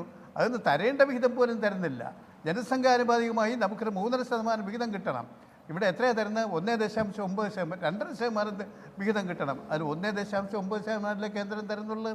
അപ്പം പിരിച്ചുകൊണ്ട് പോണത് പോലും തരുന്നില്ല. പിന്നെ GSTയുടെ കാര്യം അദ്ദേഹം പറഞ്ഞുകൊണ്ട് ഞാൻ വീണ്ടും ആവർത്തിക്കുക. പലരും പറയുകയാണ് GST ഏർപ്പെടുത്തിയാൽ ഉടനെ പെട്രോളിൻ്റെ ഡീസലിൻ്റെയും വില കുറയുമെന്ന്. ഗ്യാസിന് GST ഉണ്ടല്ലോ. കുറഞ്ഞോ? കുറയുന്നില്ലല്ലോ. GST ഏർപ്പെടുത്തിയതിൻ്റെ ഫലമായിട്ട് ഈ നമ്മുടെ രാജ്യത്തെ സാധനങ്ങളുടെയൊക്കെ വില കുറഞ്ഞിട്ടുണ്ടോ? കുറഞ്ഞിട്ടില്ല, കൂടിയിട്ടല്ലേ ഉള്ളു, ദിവസേന കൂടുന്നതല്ലേ ഉള്ളേ.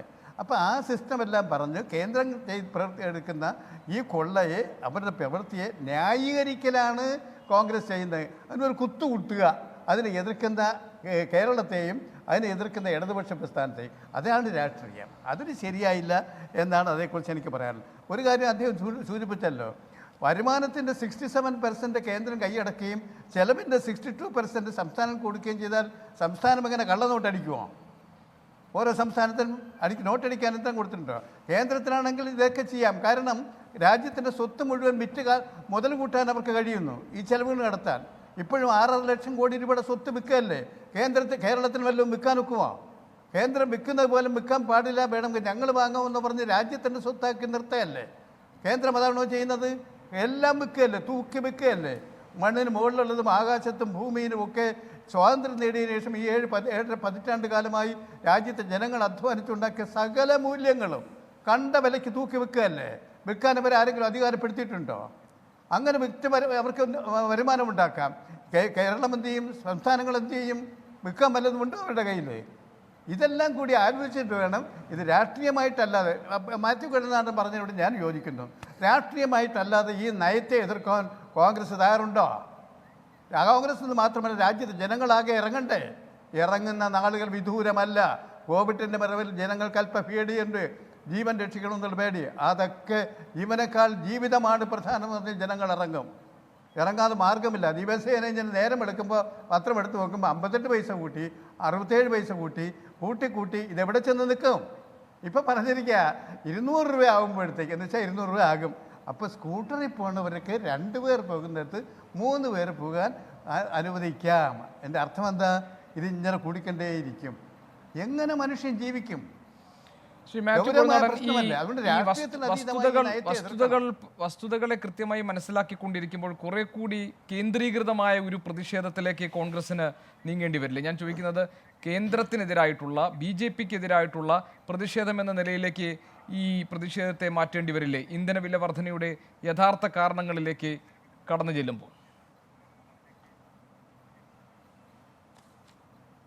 അല്ല, അത് ഞാൻ പറഞ്ഞല്ലോ ഗോപികൃഷ്ണൻ. അതായത് ഒന്നാം പ്രതിസ്ഥാനത്ത് നിൽക്കുന്നത് കേന്ദ്ര സർക്കാരാണ്. പക്ഷേ ഇപ്പോഴും ഞാൻ പറഞ്ഞ ഒരു പോയിന്റ് ഒന്നുകൂടി ക്ലാരിഫൈ ചെയ്യാം. അതായത് ഇപ്പോൾ ഒരു റഫ് കണക്കാണ്, ഞാൻ എക്സാക്ട്ലി പറയല്ല. ഇപ്പോൾ പെട്രോൾ അല്ലെങ്കിൽ ക്രൂഡിൻ്റെ വില, അല്ലെങ്കിൽ പെട്രോളിൻ്റെ വില 2 രൂപ ബേസ് പ്രൈസ് കൂടിയാൽ സംസ്ഥാന സർക്കാരിന് 3 രൂപ 60 പൈസ കിട്ടും. ഇതാണ് ഇതിൻ്റെ ടാക്സ് പാറ്റേൺ. അതായത് basic price plus dealer commission plus central excise charge, അതേലാണ് സംസ്ഥാന സർക്കാരിൻ്റെ വാറ്റ് വരുന്നത്. സ്വാഭാവികമായിട്ടും ഇതിൻ്റെ അകത്ത് ഏത് ബ്രാക്കറ്റ് വലുതായാലും അതിൻ്റെ പ്രൊപ്പോർഷണൽ ആയിട്ടുള്ള ബെനിഫിറ്റ് സംസ്ഥാന സർക്കാരിന് കിട്ടും. അപ്പോൾ അങ്ങനെ വരുമ്പോൾ ഇപ്പോൾ ഇവർ പറയുന്ന ഈ സിമ്പതൈസ് ചെയ്യുന്ന ജനങ്ങളോട് കേന്ദ്ര സർക്കാർ ഇത്രയും ജനങ്ങൾ ഉപദ്രവിക്കുകയാണ് എന്നൊക്കെ പറയുമ്പോൾ നിലവിലുള്ള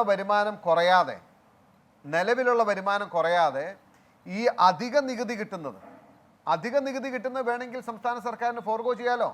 അത് ഇതിനു മുമ്പ് ബഹുമാനായ ഉമ്മൻചാണ്ടി മുഖ്യമന്ത്രി ആയിരുന്നപ്പോൾ ചെയ്ത കാര്യമുണ്ട്. ഞങ്ങളിത് പറയുന്നു. ഇന്ന് ബഹുമാനായ പ്രതിപക്ഷ നേതാവ് വളരെ ക്ലാരിറ്റിയോടുകൂടി നിയമസഭയിൽ പറഞ്ഞു, നിങ്ങൾ അധിക നികുതി മുഴുവനായിട്ടും ഫോർഗോ ചെയ്യണമെന്ന് ഞങ്ങൾ പറയുന്നില്ല. സംസ്ഥാന സർക്കാരും സാമ്പത്തിക പ്രതിസന്ധിയിലാണ്, സാമ്പത്തിക ബുദ്ധിമുട്ടിലാണ്, പൈസയ്ക്ക് കുറവുണ്ട്. അതായത് ഈ രാജ്യത്തെ പണക്കാരായിട്ടുള്ളവർ ഇപ്പോൾ ബെൻസിലും ഓഡിയിലും ഇപ്പോൾ ജോജോയെ പോലുള്ള റേഞ്ച് റോവറിലൊക്കെ വന്ന് പെട്രോളും ഡീസലും അടിക്കുന്നവർക്ക് ഈ പൈസ കുറച്ച് കൊടുക്കണം എന്നുള്ള അഭിപ്രായം ഞങ്ങൾക്കില്ല. നിങ്ങൾ ഈ രാജ്യത്ത് മീൻ പിടിക്കാൻ പോകുന്ന സാധാരണ മത്സ്യത്തൊഴിലാളിയുണ്ട്. അവൻ്റെ ഡീസലിന് 2 രൂപ 5 രൂപ 10 രൂപ നിങ്ങളൊരു ഫ്യൂവൽ സബ്സിഡി കൊടുക്കുക. ഈ രാജ്യത്തെ പാവപ്പെട്ട ഓട്ടോറിക്ഷക്കാരനുണ്ട്, അവൻ്റെ ജീവിത വരുമാനമാണ്. അവന് ഒരു ദിവസം 2 ലിറ്ററിനോ 5 ലിറ്ററിനോ 10 രൂപ 20 രൂപ നിങ്ങൾ ഫ്യൂവൽ സബ്സിഡി കൊടുക്കുക. അതല്ലെങ്കിൽ ഈ രാജ്യത്ത് തീരെ നിവൃത്തിയില്ലാത്ത ഇതുപോലുള്ള സെക്ടേഴ്സ് ഉണ്ട്, അവർക്ക് കൊടുക്കുക ഈ അധിക നികുതിയെങ്കിലും വെച്ചിട്ട്. അതല്ലാതെ അദ്ദേഹം ഇന്ന് വളരെ കൃത്യതയോടുകൂടി നിയമസഭയിൽ പറഞ്ഞു, സംസ്ഥാന സർക്കാരിനോട് മുഴുവൻ അധിക നികുതിയും ഫോർഗോ ചെയ്യാൻ ഞങ്ങൾ പറയുന്നില്ല. പക്ഷേ ഇത് ഇത്രയും പ്രയാസപ്പെടുന്ന പോലെ പെട്രോളിൻ്റെ വില 112 രൂപ 115 രൂപ മുടക്കി അടിച്ച് ഒരു ഓട്ടോറിക്ഷ ഓടിച്ച ആൾക്ക് എന്ത് കിട്ടാനാണ് ഗോപികൃഷ്ണൻ? ഒരു പാവപ്പെട്ട ഒരുത്തിൻ്റെ അവസ്ഥ. ഈ ഡീസൽ ഈ പ്രൈസിന് വാങ്ങി കടലിൽ ജീവൻ പണയം വെച്ച് മീൻ പിടിക്കാൻ പോണവൻ്റെ അവസ്ഥ എന്താണ്? അവർക്ക് കേന്ദ്ര സർക്കാരോ ചെയ്തു കൊടുക്കുന്നില്ല, നമുക്കൊരു ബാധ്യതയില്ല എന്നാണോ? We are also getting a good chunk of the share, അല്ലെങ്കിൽ ടാക്സസ്. അതിൻ്റെ വലിയൊരു ശതമാനം 30% നമ്മൾ വാങ്ങുന്ന സംസ്ഥാന സർക്കാരിന് കിട്ടുന്നതല്ലേ. അപ്പം നിങ്ങൾക്ക് നിലവിലുള്ള വരുമാനം കുറയ്ക്കണ്ട, അധിക നികുതി വേണ്ടെന്ന് വെക്കാൻ പാടില്ല എന്നാണ് ചോദ്യം. ഈ വില വർദ്ധിക്കുമ്പോൾ പ്രപ്പോർഷനേറ്റ് ആയിട്ട് സംസ്ഥാന സർക്കാരിന് കൂടുതൽ കിട്ടുന്ന പൈസ അതെങ്കിലും ഫോർഗോ ചെയ്യുക. മുഴുവനായിട്ട് ഫോർഗോ ചെയ്യണ്ട. ഈ പാവപ്പെട്ടവർക്ക് എന്തെങ്കിലും കൊടുക്കും നിങ്ങൾ. ശരി. ഈ യുവമോർച്ചയുടെ മത്സ്യത്തൊഴിലാളിക്കോ ശരി, അതല്ലെങ്കിൽ ശരി. ഓട്ടോറിക്ഷക്കാരനോ അതല്ലെങ്കിൽ ടാക്സി ശരി ഓടിക്കുന്നവർക്കോ ശ്രീ മാത്യു, ഞാൻ അതല്ലെങ്കിൽ താങ്കളിലേക്ക് സ്കൂൾ വരാം. ബസ്സുകൾക്കോ യുവമോർച്ചയുടെ സംസ്ഥാന secretary Shri B G Vishnu നമ്മളോടൊപ്പം ചേരുന്നുണ്ട് ഈ ചർച്ചയിൽ. ശ്രീ ബി ജി വിഷ്ണു, താങ്കൾ എത്തുന്നതിന് മുൻപ് ഈ ഇന്ധന വില വർധനയുടെ യഥാർത്ഥ കാരണങ്ങൾ പരിശോധിക്കുമ്പോൾ ഒന്നാം സ്ഥാനത്ത് പ്രതിക്കൂട്ടിൽ നിർത്തേണ്ടത് കേന്ദ്ര സർക്കാരിനെയാണ് എന്ന വിലയിരുത്തലുണ്ടായി. അതിൻ്റെ കാരണം അന്താരാഷ്ട്ര മാർക്കറ്റിൽ ക്രൂഡ് ഓയിലിൻ്റെ വില എത്ര താഴ്ന്നാലും ഈ രാജ്യത്ത് പെട്രോൾ ഡീസൽ വില വർദ്ധിച്ചുകൊണ്ടിരിക്കുന്നു. അതിൻ്റെ പ്രധാന കാരണം കേന്ദ്ര സർക്കാർ ഈടാക്കുന്ന അമിത നികുതിയാണ്. സെൻട്രൽ എക്സൈസ് ഡ്യൂട്ടി ഒഴിച്ചു നിർത്തിക്കഴിഞ്ഞാൽ പിന്നീടുള്ള ഈ പ്രത്യേക നികുതിയുടെ ഒന്നും വിഹിതം സംസ്ഥാന സർക്കാരിന് കിട്ടുന്നുമില്ല. അപ്പോൾ ഈ ടാക്സ് കൊള്ളയാണ് യഥാർത്ഥത്തിൽ ഇന്ധന വില വർധനയുടെ മറവിൽ നിൽക്കുന്ന കാരണം. അതിൻ്റെ ഉത്തരവാദിത്വം കേന്ദ്ര സർക്കാരിനല്ലേ? അല്ല, ഇന്ധന നികുതിയുടെ ഇന്ധനത്തിൻ്റെ ഭാഗമായി കിട്ടുന്ന നികുതി നമുക്കെല്ലാവർക്കും അറിയാം. ഇപ്പോൾ അടിസ്ഥാന വിലയുടെ ഇരട്ടിയോളം തന്നെയാണ്. പക്ഷേ നികുതിയുടെ ഭാഗം കേന്ദ്ര സർക്കാരിന് മാത്രമല്ല സംസ്ഥാന സർക്കാരുകൾക്കും കൃത്യമായി ലഭിക്കുന്നുണ്ട്. കഴിഞ്ഞ ഒരു വർഷം തന്നെ സംസ്ഥാനങ്ങൾക്ക് അധികമായി ലഭിച്ചത് 8700 കോടിയും കഴിഞ്ഞ 2 മാസത്തിനുള്ളിൽ 200 കോടിയിൽ പരം രൂപ ലഭിക്കുന്നു. അപ്പോൾ ഞങ്ങൾക്ക് കിട്ടുന്ന വരുമാനത്തിനൊന്നും യാതൊരു തെറ്റുമില്ല. കേന്ദ്രത്തിന് ലഭിക്കുന്ന പണത്തിൽ മാത്രമാണ് തെറ്റുള്ളതെന്നുള്ള ഏകപക്ഷീയ വാദം. പിന്നെ ഒരു മിനിറ്റ്, അതിനകത്ത് സെൻട്രൽ എക്സൈസ് ഡ്യൂട്ടി ഒഴികെ മറ്റ് നികുതികളുടെ, അതായത് വികസന സെസ്, കൃഷി സെസ് തുടങ്ങിയിട്ട് ഇതിന്റെ ഭാഗമായി ചേർത്ത് വാങ്ങുന്ന മറ്റ് നികുതികൾ, അതിന്റെ വിഹിതം സംസ്ഥാനങ്ങൾക്ക് കൊടുക്കുന്നുണ്ടോ? ഇല്ല, ഞാൻ പറഞ്ഞത് നിലവിലെ നികുതി അനുസരിച്ച് ഏതാണ്ട് 50 രൂപ പെട്രോളിന് അടിസ്ഥാന വിലയുള്ളപ്പോൾ അതിൽ നിന്ന് ലഭിക്കുന്ന 60 രൂപയിൽ ഏതാണ്ട് 60% കേന്ദ്രത്തിനും ബാക്കി 40% സംസ്ഥാനങ്ങൾക്കുമാണ് ലഭിക്കുന്നതെന്നുള്ളത് വ്യക്തമായ കാര്യം തന്നെയാണ്. പക്ഷേ ഞങ്ങൾക്ക് നികുതി കിട്ടുന്നതിൽ യാതൊരു തെല്ലും കുഴപ്പമില്ല. കേന്ദ്രത്തിന് കിട്ടുന്നത് മാത്രമാണ് കുഴപ്പമുള്ള ഏകപക്ഷീയവാദം. കോൺഗ്രസിന് ഇതിന് യാഥാർത്ഥ്യബോധം ഉൾക്കൊള്ളുന്നതാണെങ്കിൽ കോൺഗ്രസ് ഭരിക്കുന്ന സംസ്ഥാനങ്ങളിലെങ്കിലും വില കുറച്ചുകൊണ്ടാണ് തങ്ങളുടെ ജനങ്ങളോടുള്ള സ്നേഹം പ്രകടിപ്പിക്കേണ്ടത്. അല്ലാതെ കോൺഗ്രസ് ഞങ്ങൾക്ക് കിട്ടുന്ന നികുതിയുള്ള ഞങ്ങളുടെ പോക്കറ്റിൽ ഇരുന്നു കൊള്ളട്ടെ, നിങ്ങൾക്ക് കിട്ടുന്നത് മാത്രം ഭീകരവും ഭയാനകരവുമാണെന്ന് പറയുന്നതിൽ യാതൊരു ഒരു കാര്യം ചെയ്താൽ പോരെ വിഷ്ണു? ശ്രീ വിഷ്ണു, ഒരു കാര്യം ചെയ്താൽ മതിയല്ലോ. കേന്ദ്ര സർക്കാർ നികുതി അങ്ങ് കുറയ്ക്കുക, കേന്ദ്ര സർക്കാർ നികുതി കുറയ്ക്കുക, വിഹിതം കുറഞ്ഞോട്ടെ, സംസ്ഥാനങ്ങൾക്കുള്ള വിഹിതം കുറഞ്ഞോട്ടെ, സംസ്ഥാനങ്ങൾ കലാപത്തിനൊന്നും വരില്ലല്ലോ. അല്ല, വളരെ നല്ല കാര്യം. ആ കാര്യത്തെ ഞങ്ങൾ സ്വാഗതം ചെയ്യുന്നു. ഇതുമായി സ്വാഗതം ചെയ്തുകൊണ്ടാണ് കേന്ദ്ര സർക്കാർ നീതി ആയോഗിൽ പെട്രോളിയം വിലകളുടെ തീരുമാനിക്കുന്നത് GSTയിൽ പെടുത്താമെന്ന് പറഞ്ഞു. ഇടതുപക്ഷവും കോൺഗ്രസ്സുകാരും ഒറ്റക്കെട്ടായി നിന്നുകൊണ്ട് GSTയിൽ പെടുത്തുന്നതിന് വളരെ ശക്തമായി എതിർത്തു. സ്വാഭാവികമായി നമുക്കറിയാം, സാമ്പത്തിക നഷ്ടം GSTയിൽ വരുമ്പോൾ കേന്ദ്രത്തിനും സംസ്ഥാനങ്ങൾക്കും ഉണ്ടാകും. ഞങ്ങൾക്ക് വലിയ സാമ്പത്തിക നഷ്ടം ഉണ്ടാകുന്നു. ഫെഡറൽ സംവിധാനങ്ങളെ മൊത്തം തകർത്തെറിയുന്നു. ഞങ്ങളുടെ സാമ്പത്തിക സ്രോതസ്സുകളെല്ലാം കേന്ദ്രം ഒന്നും എടുക്കാൻ സമ്മതിക്കാതെ വരുത്തുന്നു. ഇങ്ങനെയുള്ള വാദങ്ങൾ പറഞ്ഞുകൊണ്ട് GST അതിശക്തമായി കൗൺസിലിൽ പോയി എതിർത്തവരാണ് ഇപ്പോൾ ഇന്ധനത്തിന് നികുതി കുറയ്ക്കണം. ശരി, പറഞ്ഞത് ശരി. GSTയുടെ കാര്യത്തിൽ സംസ്ഥാനങ്ങൾക്ക് എതിർപ്പുണ്ട്. പക്ഷേ GST കൗൺസിലിൽ ഭൂരിപക്ഷമുള്ളത് നിങ്ങൾക്കാണ്. നിങ്ങൾ ഭരിക്കുന്ന സംസ്ഥാനങ്ങളാണ് കൂടുതലുള്ളത് ഈ രാജ്യത്ത്. അവിടെ വോട്ടിങ്ങിലേക്ക് വന്നു കഴിഞ്ഞാൽ നിങ്ങളൊരു രാഷ്ട്രീയ തീരുമാനം എടുത്തു കഴിഞ്ഞാൽ GST എന്നത് നടപ്പാക്കാവുന്നതേ ഉള്ളൂ. പക്ഷേ അപ്പോഴും നിങ്ങൾ ഈടാക്കുന്ന ഈ അധിക നികുതി ഉണ്ടല്ലോ, അതിൽ ഒരു മാറ്റവും വരാൻ പോകുന്നില്ല. ഇപ്പോൾ ഗ്യാസിന്റെ കാര്യത്തിൽ GSTയിൽ ഉൾപ്പെടുത്തിയിട്ട് എന്ത് സംഭവിച്ചു എന്ന് നേരത്തെ ശ്രീ മാത്യു കുളനാടൻ ചോദിച്ചു. അല്ല, GSTയിൽ പെടുത്താൻ ഞാൻ പറഞ്ഞല്ലോ, GSTയെ സംബന്ധിച്ചിടത്തോളം നീതി ആയോഗിൽ എടുക്കുന്ന തീരുമാനങ്ങളെല്ലാം കേന്ദ്ര സർക്കാർ രാഷ്ട്രീയപരമായ തീരുമാനങ്ങളല്ല എടുക്കുന്നത്. ഇത് സാമ്പത്തികപരമായ കാര്യങ്ങളാണ്. സാമ്പത്തികപരമായ കാര്യങ്ങൾ എടുക്കുമ്പോൾ തന്നെ എല്ലാ സംസ്ഥാനങ്ങളോടും ആലോചിച്ച് ഒരു ഒത്തുതീർപ്പിലെത്തിയാണ് കേന്ദ്രം നീതി ആയോഗിൽ സാമ്പത്തികവുമായി ബന്ധപ്പെട്ട കാര്യങ്ങളിൽ തീരുമാനമെടുക്കുന്നത്. ഏകപക്ഷീയമായി ഒരു നിലപാടും നീതി ആയോഗിൽ സർക്കാർ സ്വീകരിക്കാറില്ല. കാരണം ഇത് സാമ്പത്തിക വിഷയമാണ്. സംസ്ഥാനങ്ങൾക്ക് സാമ്പത്തിക നഷ്ടം ഉണ്ടാകുന്നു. ആ സംസ്ഥാനങ്ങളെല്ലാം ഒരുപോലെ പറയുന്നു, ഞങ്ങൾക്കിത് അംഗീകരിക്കാൻ കഴിയില്ല, ഞങ്ങളുടെ പ്രവർത്തനങ്ങൾ വളരെ പ്രശ്നത്തിലാവും. പ്രത്യേകിച്ച് കേരളമടക്കം, കേരളത്തിന്റെ മന്ത്രിയടക്കം പരസ്യമായി കേരളത്തിൽ നിന്ന് പറഞ്ഞു. അത് പറഞ്ഞിട്ടുണ്ട് വിഷ്ണു, അത് ശരിയാണ്. ഈ മന്ത്രി പറഞ്ഞിട്ടുണ്ട്, ഞങ്ങൾ GSTയിൽ ഇത് ഉൾപ്പെടുത്തുന്നതിന് അംഗീകരിക്കില്ല. ഒരു കാര്യം വിഷ്ണു, ഒറ്റ കാര്യം ഞാൻ പറയാൻ സമയം തരാം വിഷ്ണു. ഒരു കാര്യം, ഒരു ക്ലാരിറ്റി വരുത്താൻ വേണ്ടി സർക്കാർ ഉൾപ്പെടെ പറഞ്ഞിട്ടുണ്ട് വിഷ്ണു. പക്ഷെ ഞാൻ ചോദിക്കുന്നത് അതല്ല, BJP ഭരിക്കുന്ന സംസ്ഥാനങ്ങൾ തയ്യാറാണോ GSTയിൽ ഇത് ഉൾപ്പെടുത്താൻ? BJP ഭരിക്കുന്ന സംസ്ഥാനങ്ങൾ ആരും തന്നെ GSTയിൽ പെടുത്തുന്നതിന് ഇതുവരെ എതിർത്തിട്ടില്ല. എതിർത്തത് മുഴുവൻ പ്രതിപക്ഷവും ഇടതുപക്ഷവുമുള്ള സംസ്ഥാനങ്ങളിൽ നിന്ന് തന്നെയാണ്. അങ്ങനെയാണെങ്കിൽ ഇത് നിങ്ങൾക്ക് രാഷ്ട്രീയ തീരുമാനമാണ്, നിങ്ങൾക്ക് നടപ്പാക്കാൻ പറ്റും, ഭൂരിപക്ഷം അവിടെ ഉണ്ടാകും. അല്ല, ഞാൻ പറഞ്ഞോട്ടെ തെറ്റാണ്. ഗോപി, അതാണ് ഞാൻ നേരത്തെ പറഞ്ഞത്. GST കൗൺസിൽ എടുക്കുന്ന തീരുമാനങ്ങൾ സാമ്പത്തികവുമായി ബന്ധപ്പെട്ടാണ്. അപ്പോൾ സ്വാഭാവികമായും വലിയ സാമ്പത്തിക നഷ്ടം കേരളത്തെ അറിയാം. പെട്രോളിന്റെ വില GSTയിൽ പെടുത്തിയാൽ കേരളം തന്നെ പറഞ്ഞിട്ടുണ്ട്, സംസ്ഥാനത്തെ പ്രവർത്തനം തന്നെ തകരാറിലാകും, നിലച്ചു പോകും. കാരണം മദ്യവും പെട്രോളും മാത്രമാണ് സംസ്ഥാനത്തിന്റെ ഏക വരുമാനമായി നിലനിൽക്കുന്നത്. അപ്പോൾ ഞങ്ങൾ തകർന്നു പോകും. അപ്പോൾ കേന്ദ്ര സർക്കാർ ഒരു സംസ്ഥാനത്തെയും സാമ്പത്തിക അസ്ഥിരതയിലേക്ക് തള്ളിവിടാൻ ആഗ്രഹിക്കുന്നില്ല. എല്ലാവർക്കും കൂടി ഒരുമിച്ചുള്ള ഒരു തീരുമാനത്തിന്റെ അടിസ്ഥാനത്തിൽ മാത്രമേ ഇത്തരത്തിലുള്ള തീരുമാനങ്ങൾ എടുക്കാൻ കഴിയൂ. കാരണം അത് യാഥാർത്ഥ്യമാണ്. കേരളത്തിന് സാമ്പത്തിക പ്രശ്നമുണ്ടാകും, ഇതുപോലെ പല സംസ്ഥാനങ്ങൾക്കും ഉണ്ടാകും. അതിൽ ഭരണപക്ഷ പ്രതിപക്ഷ വ്യത്യാസമൊന്നും തന്നെയില്ല. അപ്പോൾ ഏകപക്ഷീയമായി തീരുമാനമെടുക്കില്ല, ഒത്തുതീർപ്പുള്ള ഒരു തീരുമാനം. പക്ഷേ ആ ഒത്തുതീർപ്പിനുള്ള തീരുമാനത്തിൽ പ്രതിപക്ഷത്തോട് ഞങ്ങൾ ആവശ്യപ്പെടുന്നു, നിങ്ങളടക്കം ഒത്തുതീർപ്പിന് തയ്യാറായി വന്നാൽ മാത്രമേ ഇതിനൊരു പരിഹാരം കണ്ടെത്താൻ കഴിയൂ. അപ്പോൾ അതിലേക്ക് കൂടി നിങ്ങൾ നീങ്ങണം. ഏകപക്ഷീയമായി BJPയെ പ്രതിക്കൂട്ടിലാക്കാം എന്ന് കരുതി ഇത്തരത്തിലുള്ള വാദങ്ങൾ ദയവായി ഉന്നയിക്കരുത്. കഴിഞ്ഞ ദിവസം തന്നെ പറഞ്ഞു ഇതിനെതിരെ സമരമാണ്. സമരം തന്നെ എങ്ങോട്ട് പോയി എന്ന് നമ്മളെല്ലാം കണ്ടല്ലോ. ഇത്രയും ജനവിരുദ്ധമായുള്ള സമരങ്ങൾ നിങ്ങൾ കാണിച്ച് ജനത്തെ കൂടുതൽ കഷ്ടത്തിലാക്കരുതെന്ന് മാത്രമേ ഞങ്ങൾക്ക് പറയാനുള്ളൂ. ശ്രീ മാത്യു കുഴൽനാടൻ, ഈ പറഞ്ഞതിനുള്ള മറുപടി.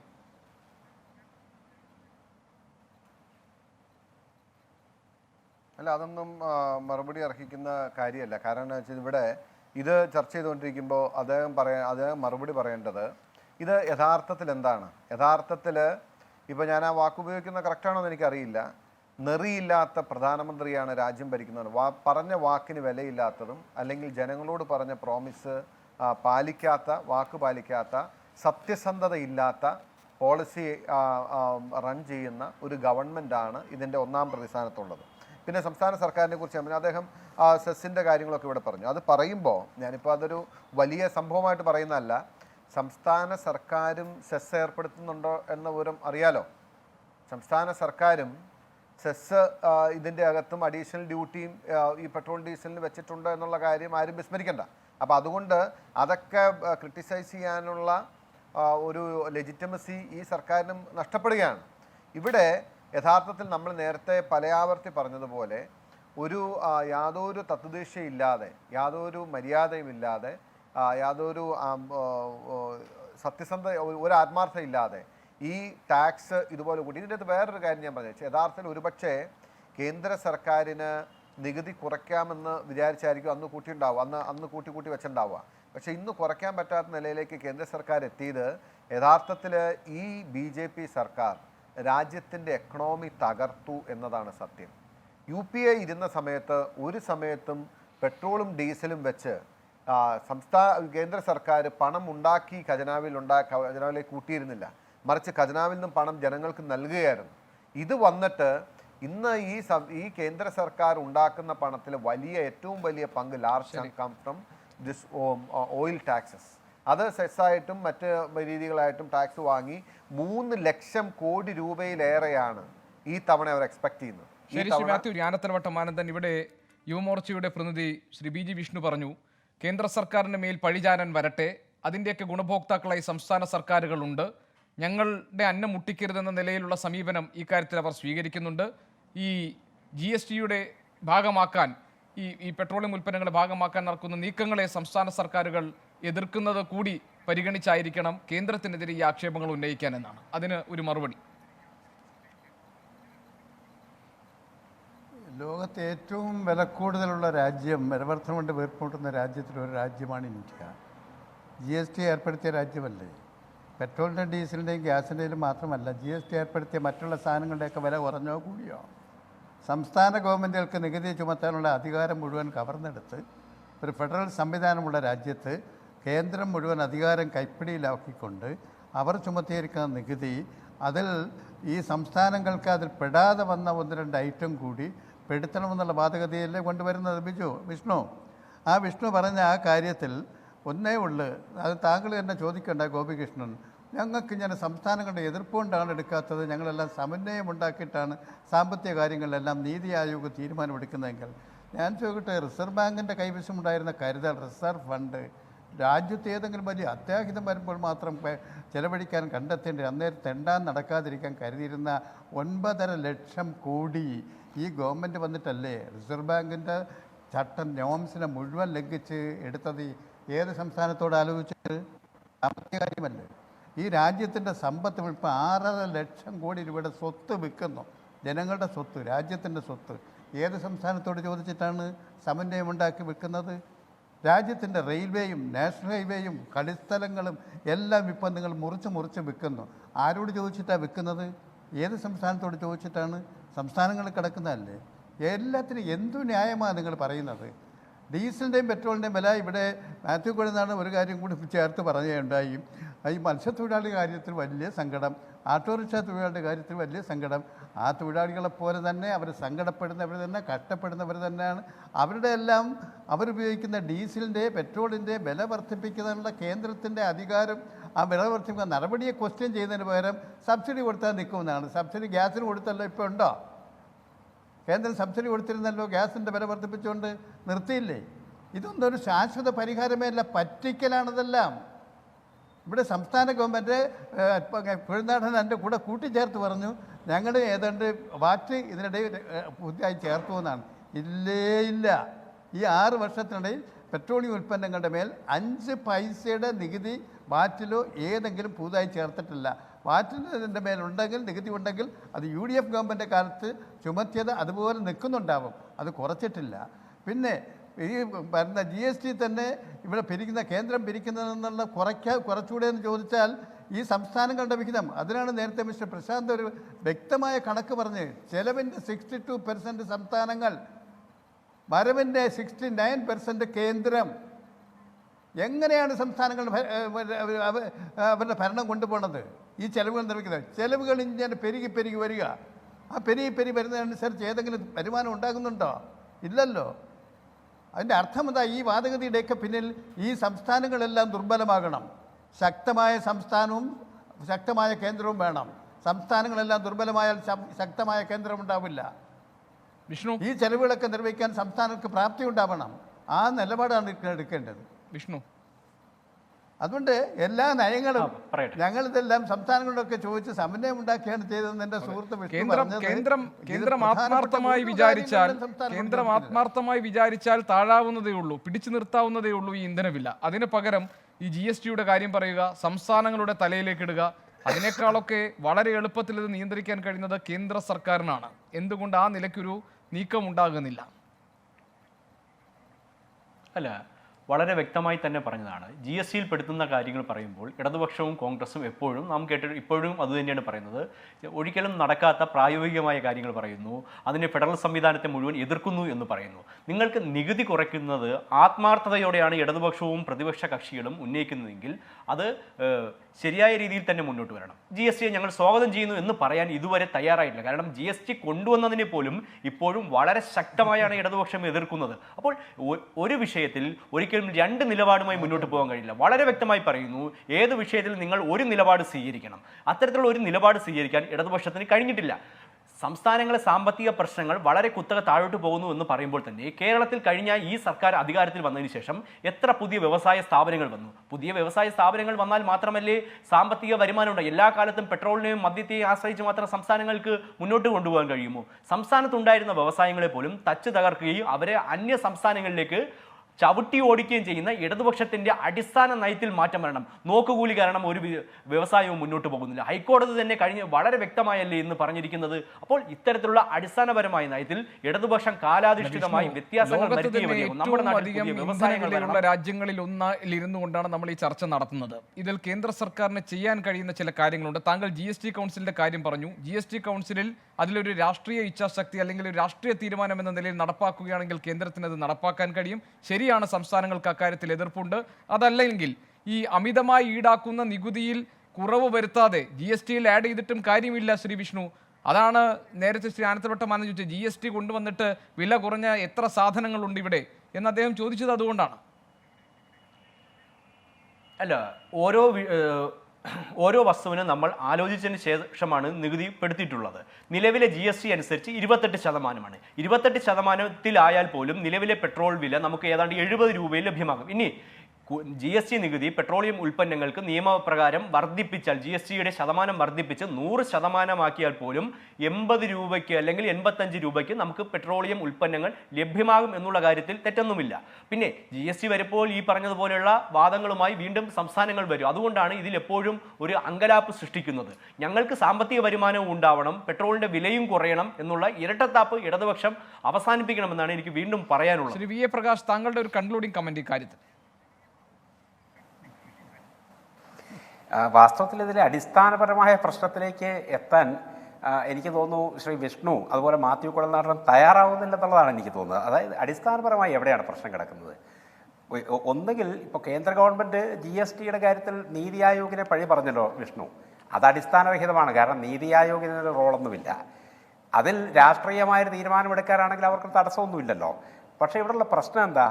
BJP ഭരിക്കുന്ന സംസ്ഥാനങ്ങൾക്ക് പോലും താങ്ങാൻ കഴിയില്ല. യഥാർത്ഥത്തിലുള്ള പ്രശ്നം നേരത്തെ ഞാൻ ചൂണ്ടിക്കാണിച്ചല്ലോ. സംസ്ഥാനങ്ങളുടെ ചെലവ് അധികരിക്കുകയും വരുമാനത്തിൻ്റെ സിംഹഭാഗവും കേന്ദ്രത്തിൻ്റെ കൈവശമാവുകയും ചെയ്യുന്ന ഒരു അസന്തുലിതാവസ്ഥ, ഇത് വലിയൊരു സാമ്പത്തിക പ്രതിസന്ധിയിലേക്ക് പോകും. അതോടൊപ്പം ഈ വിലക്കയറ്റം ഉണ്ടാക്കുന്ന പണപ്പെരുപ്പത്തിൻ്റെ മുഴുവൻ ആഘാതവും ജനങ്ങളും സംസ്ഥാനങ്ങളും അടക്കം എല്ലാവരും താങ്ങേണ്ടി വരികയാണ് എന്ന വലിയൊരു പ്രശ്നമുണ്ട്.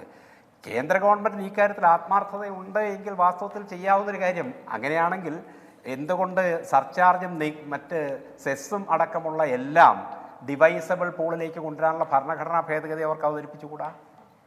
അങ്ങനെയാണെങ്കിൽ സംസ്ഥാനങ്ങൾ പിച്ചപ്പാളി എടുക്കുന്ന ഈ സ്ഥിതി ഒഴിവാക്കാൻ കഴിയുമല്ലോ. ഇവിടെ ഇപ്പോൾ സംഭവിക്കുന്നത് എന്താണെന്ന് വെച്ചാൽ ഈ GSTയിലേക്ക് കൊണ്ടുവരാമെന്ന് പറയുമ്പോൾ അവിടെ സർചാർജ് അടക്കമുള്ള കേന്ദ്രത്തിൻ്റെ മറ്റ് നികുതി സ്രോതസ്സുകളൊക്കെ അതേപടി നിലനിൽക്കുന്നു. അപ്പോൾ ഇതിൻ്റെ പ്രയോജനം ഉണ്ടാകാൻ പോകുന്നില്ല. മറ്റൊന്ന്, വ്യക്തിപരമായി എനിക്ക് ഇതിനകത്തുള്ള അഭിപ്രായം, GST എന്ന് പറഞ്ഞത് പരാജയമെന്ന് തെളിഞ്ഞു കഴിഞ്ഞൊരു പരീക്ഷണമാണ്. GST എന്ന സംവിധാനം വാസ്തവത്തിൽ പൊളിച്ചു പണിതില്ല എങ്കിൽ നമ്മുടെ രാജ്യത്തിൻ്റെ ഫെഡറലിസം അതിഗുരുതരമായ പ്രതിസന്ധിയിലേക്ക് ചെന്ന് ചാടും. അതിൻ്റെ ഒന്നാമത്തെ പ്രകടമായ ഉദാഹരണമായി മാറിക്കൊണ്ടിരിക്കുകയാണ് പെട്രോളിയം രംഗത്തെ ഈ പ്രതിസന്ധി. ഇതിന് പരിഹാരമുണ്ടാകണമെങ്കിൽ അടിയന്തരമായും വേണ്ടത് കേന്ദ്ര ഗവൺമെൻറ് നികുതി കുറയ്ക്കുക എന്നുള്ളതാണ്. വാസ്തവത്തിൽ ഇപ്പോൾ സംസ്ഥാനങ്ങളുടെ കാര്യം പറയുമ്പോൾ അത് അർത്ഥമില്ലാത്തൊരു കാര്യമല്ലേ? കാരണം കേന്ദ്ര നികുതി കുറച്ചാൽ സ്വാഭാവികമായിട്ടും ഓട്ടോമാറ്റിക്കായി തന്നെ സംസ്ഥാനങ്ങൾ ഈടാക്കുന്ന നികുതി കുറയുകയാണ്, പണപ്പെരുപ്പവും കുറയുകയാണ്. കാരണം ഇതിന്റെ കാസ്കേഡിംഗ് ഇഫക്റ്റ് എന്ന് പറയുന്നത് നമുക്ക് അവഗണിക്കാൻ കഴിയുന്ന കാര്യമല്ലല്ലോ. സകല മേഖലകളിലേക്ക് വിലക്കയറ്റം വ്യാപിക്കുകയാണ്. അതോടൊപ്പം പെട്രോളിയം ഉൽപ്പന്നങ്ങളുടെ സബ്സിഡി പുനഃസ്ഥാപിക്കുക സാങ്കത്യമുണ്ട്. പക്ഷേ ഈ പ്രതിഷേധങ്ങൾ ഏതെങ്കിലും തരത്തിൽ ഫലം കാണണമെങ്കിൽ കേന്ദ്ര സർക്കാർ ഈടാക്കുന്ന നികുതിയിൽ കുറവ് വരുത്തുമ്പോൾ മാത്രമാണ് അത് ഫലമുണ്ടാക്കാൻ പോകുന്നത്. സംസ്ഥാന സർക്കാരും നികുതി വരുമാനത്തിന്റെ ഭാഗം സംസ്ഥാന സർക്കാരിനും കിട്ടുന്നുണ്ട്. നികുതി ഒഴിവാക്കാൻ കഴിയില്ലെന്ന നിലപാട് ധനമന്ത്രിയും സ്വീകരിച്ചിട്ടുണ്ട്. അതേസമയം കേന്ദ്ര നികുതി കുറച്ചു കഴിഞ്ഞാൽ അതിൻ്റെ ഒരു ഫലം സ്വാഭാവികമായും സംസ്ഥാനം പിരിക്കുന്ന നികുതിയുടെ കാര്യത്തിലും ഉണ്ടാകും. അതല്ലാതെ ഈ ഇന്ധന വില വർധന താഴ്ത്തിക്കൊണ്ടുവരാൻ മറ്റൊരു പോംവഴിയും മുന്നിലില്ല എന്നാണ് വിദഗ്ധർ അഭിപ്രായപ്പെടുന്നത്. ഈ ചർച്ചയിൽ പങ്കെടുത്ത എല്ലാ അതിഥികൾക്കും നന്ദി.